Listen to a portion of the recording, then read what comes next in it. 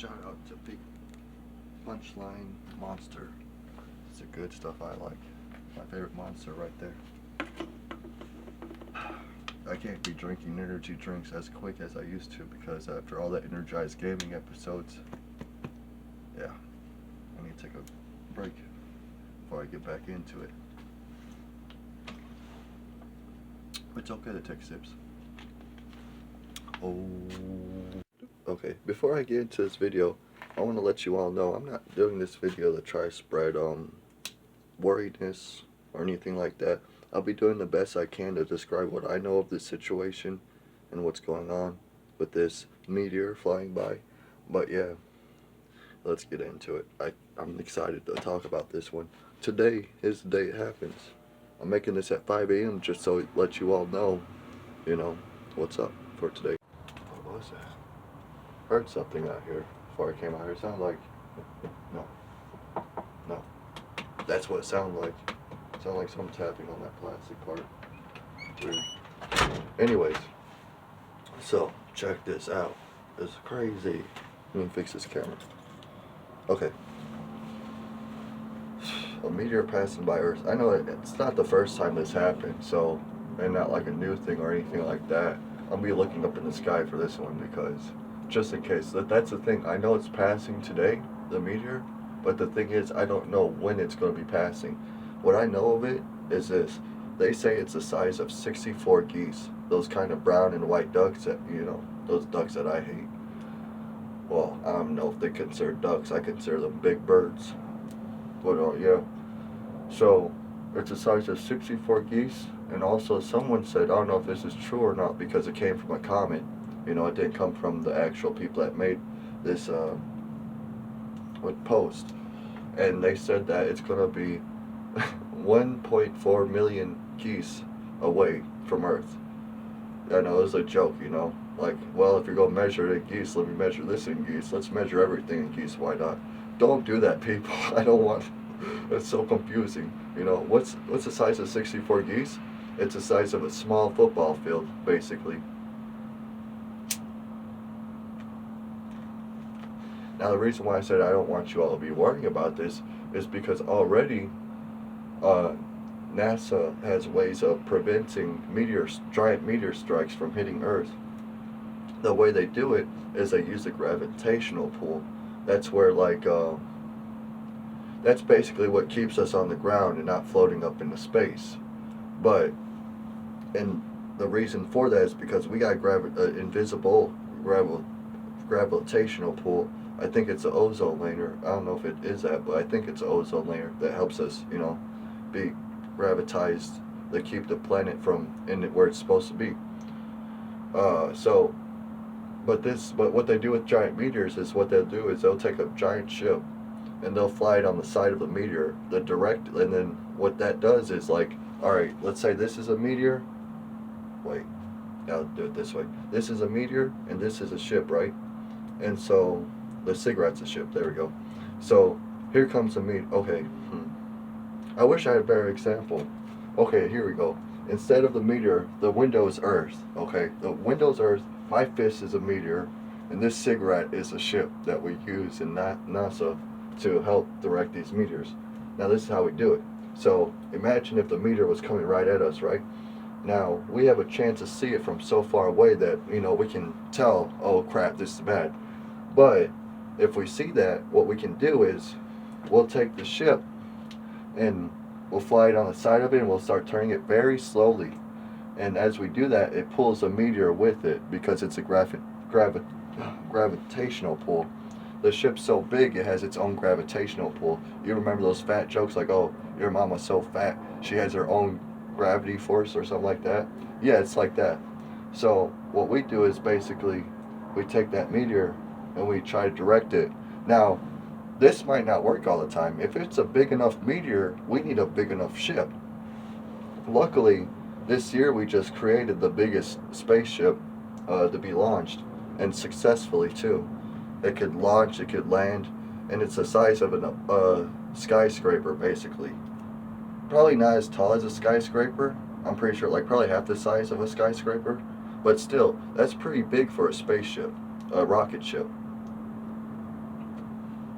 But still, if it was a big enough meteor, and we would need a big enough ship, so let's hope a bigger meteor doesn't come by us anytime soon. You know, we need some time to prepare or some other ideas, because when it comes down to it, you know, we can't keep using this idea. We have to find a way to either destroy the meteor and like blast off. Like, I think the first plans they had about meteor strikes when NASA first started was like their idea was, let's put some bombs on one side of the meteor if it's coming toward Earth, and that and we'll detonate them. And when we detonate them, the explosion would push it to be blown a different direction. Now, this way, although it sounds like a smart idea, it's really not a good idea, because once you detonate those bombs, you gotta be away from the meteor, right? And now the meteor is on a course to somewhere else. It might end up hitting the moon, and that'd be very bad for Earth. It might hit the sun, very bad for Earth.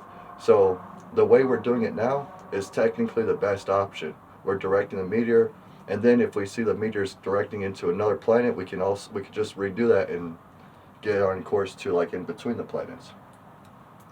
But yeah, so it's the size of a small football field, basically, like I'm pretty sure like an elementary, no, probably like a middle school field, playground field, I would think. I don't know, because those are pretty big. Those are big fields.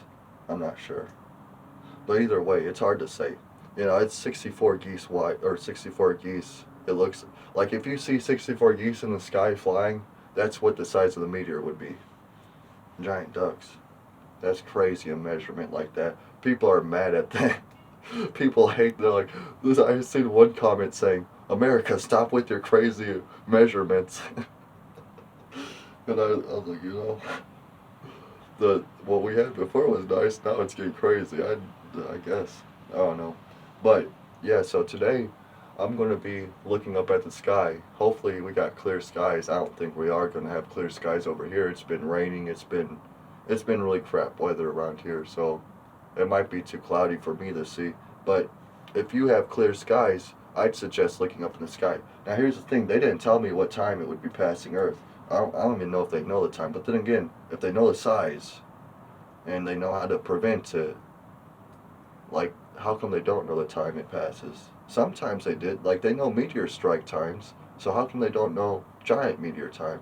That kind of worries me, I'm not gonna lie. This whole thing is a little bit worrisome to me. I tell you all, I'm not trying to worry you, but for myself, after having that dream this month at the beginning of it, seeing that meteor strike hit just a couple houses away, or probably a couple blocks away, yeah, I'm a little bit worried and concerned, because that size of meteor in my dream was basically the same size that they're talking about.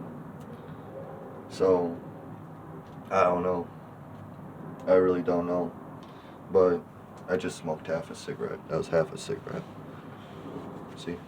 Here's another half a cigarette. So yeah, it's like not fully packed. Just in case if people think I'm chain smoking, no. I'm just smoking 2 half cigarettes to make a full cigarette. I keep hearing like planes pass by, and I'm looking up like, is that it? But yeah, it might be too far to even see. That's what the person that made the post said a couple days ago. So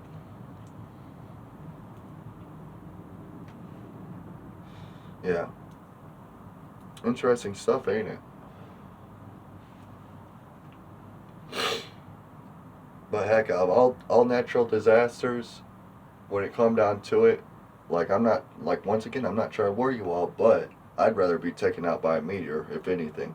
Like, if anything were to take me out, a natural disaster wise, I don't want to get taken out by lava. That would burn before you die, I'm pretty sure. Even when it gets close to you, it's very hot. A tornado, it would fling you up in the air, it would break your bones. And, well, I don't think it would break your bones, but if it was a big enough tornado, it probably could. And if it had like material in it, yeah, I could imagine it hurting bad. I've been next to a mini tornado, a tornado the size of me when I was 10 or 9 years old, and that thing was picking up wood chips and slinging them everywhere. Man, I got hit with so many wood chips and it sucked. It hurt. I had to run home. So just imagine that, a little tornado like that. A big tornado does a lot more damage, no doubt. I don't want to get taken out by tornado, lava, or a flood. That would be horrible. A tsunami. Because think about it. What are you going to do? Stay on your roof? You know? Like, what the heck? Or maybe it'll be too big for the roof. Then what? Then what do you do?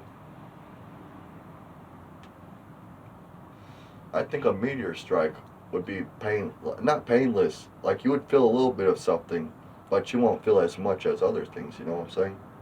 Like in my dream, how it felt for me in my dream. I turned around, I was gonna run, but it was already too late. The meteor was already striking down, and it covered my body as if there's like a plastic wrap that just went around my body quickly, and that was it. Then again, I woke up at that point, so I don't know if that was just it, but I'd imagine, you know, a blast would be quickly. What other natural disasters are there? A virus? Viruses, those are the worst ones. Thought I saw a black bug coming at me. My eyes been playing tricks on me lately. I don't know if it's these glasses with their sunproof technique or what. Or if it's I'm tired. I don't know. But but yeah, that's what's happening today. A giant meteor is passing the Earth.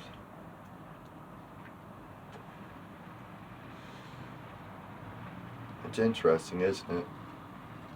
I think it's interesting. I don't know. I don't really view it as being scary. I view it as being interesting. I want to know more about it. And already, as you can see, I do know a lot about it. I know how we can prevent them. I know, you know, what you need to know. Well, what we got to know when it comes down to it. There's probably a lot more that we could know.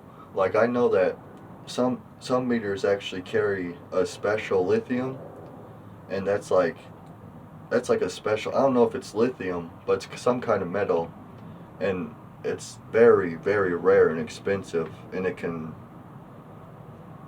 I don't know what it could do, but that's interesting. I think even one time there was a story that they tried to mine on a giant asteroid. I think I'm thinking about a cartoon actually. Now I'm thinking about it, but still the idea is cool because they mined on the meteor, and it's like they didn't do no damage to the Earth. They didn't do no damage to planets. They just did damage to a meteor that's flying randomly in space. I don't see nothing bad about being that. It's not like that meteor can turn into a planet, right? Like I said, there's probably a lot more we should know. You heard that? Skinwalkers. No, just stupid people. uh, but look at that. They yelled and they made the dog start barking. Ain't that nice? I didn't make the dog start barking. You all seen I was out here talking with you for 12 minutes. That dog didn't start barking until they screamed like a stupid. Anyways. Yeah, that's about it, I guess. I don't got much more to say on it. Just look up in the sky today. Maybe you got a chance to see it. Maybe we don't because it's too far away. I don't know. But one thing's for sure I do know. I think there is a meteor about to pass the Earth. And oddly, we measured the size of being 64 geese. I know I said before it was 12 or 16 geese. That's because I forgot the number. I looked it up just now. It was 64 geese. What would I be? I'd be the size of 3 geese. Okay, that's a good example. And I'm 5'11", 5 foot 11 inches tall. So I'd be the size of 3 geese. So 64 geese, you know, yeah, that's pretty large. But yeah, that's why I know, and that's why I wanted to share it with you all. You know, because I don't know, I just found it interesting. I know people that like space probably would find that interesting too. Maybe, I don't know. So, hope you enjoyed that. Peace out. Stay awesome. don't go out yelling like these my neighbors do for acting like they want to be somebody, but still they do nothing to be nobody. I mean, they do everything to be nobody. It's like you can be in the background noise all you want, but that's a point. The background character, people don't really know who the background character is. They know who Batman is.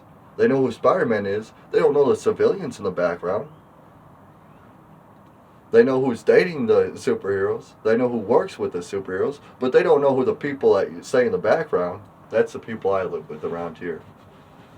And they think they deserve to be that superhero. It's like, no, no. What did you do what did you spread awareness about, really? Compared to me, not much. I'm talking about these people around in this town, not you all watching, but yeah.